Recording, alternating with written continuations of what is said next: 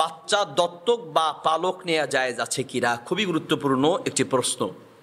বাচ্চা পালার জন্য অনেকের বাচ্চা হয় না, 5 বছর 10 বছর 12 বছর 20 বছর এরকম হয়ে যায়।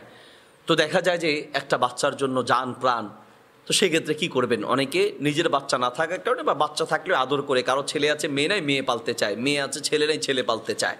তো এরকম দত্তক বা পালক নেওয়া জায়েজ আছে কিনা? উত্তর হচ্ছে দত্তক বা পালক নেওয়া জায়েজ আছে, তবে সেই ক্ষেত্রে কিছু শর্ত আছে। সে শর্তগুলো হচ্ছে, যেই বাচ্চাকে আপনি লালন পালন করতে চাচ্ছেন বা দত্তক নিতে চাচ্ছেন সে বড় হবে তার আসল মা বাবার পরিচয়ে। এখন আপনি পালতে এনে বাবাকে অমুক নাম আপনারটা ব্যবহার করছেন, মা আপনার ওয়াইফের নামটা তার নাম হিসেবে ব্যবহার করছেন, তাহলে এই ক্ষেত্রে এটা মূলত প্রতারণার আশ্রয় নেওয়া হচ্ছে।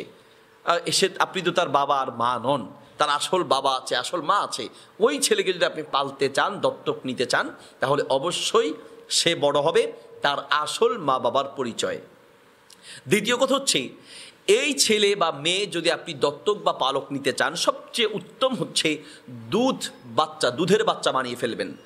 আপনি দুধ বাবা হয়ে যাবেন বা দুধ মা হয়ে যাবেন, যেটাকে শরীয়তের ভাষায় রিডাই বলে। অর্থাৎ এমন বয়সে পালক নেবেন যে বয়সে আপনার ওয়াইফ যেন তাকে দুধ খাওয়াতে পারে। তাহলে কি হবে? বাচ্চা যখন আপনার ওয়াইফের দুধ খাবে, তো আপনি তার মাহারাম হয়ে যাবেন, আপনার ওয়াইফও তার মাহারাম হয়ে যাবে।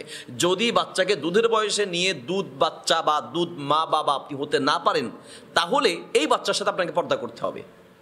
তার বোন, আপনার অন্য মেয়ে যদি ছেলে হয় তাহলে তার সাথে পর্দা করতে হবে, যদি ছেলে হয় আপনার ওয়াইফের সাথে সে পর্দা করতে হবে, মেয়ে হলে আপনাকে পর্দা করতে হবে। এখন এই পর্দা মেনটেন করে আপনি যদি তাকে পালতে পারেন তাহলে পালেন, অসুবিধা নেই। আর যদি আপনি দুধ মা বাবা হয়ে যেতে পারেন দুধ খাওয়ানোর মাধ্যমে নির্দিষ্ট বয়সে, তাহলে তো আর কোনো সমস্যাই নেই, সে আপনাদের সাথে চলতে ফিরতে পারবে, পর্দা সেখানে আর বিধান থাকলো না। অর্থাৎ মাহারাম বানিয়ে নেওয়ার চেষ্টা করতে হবে।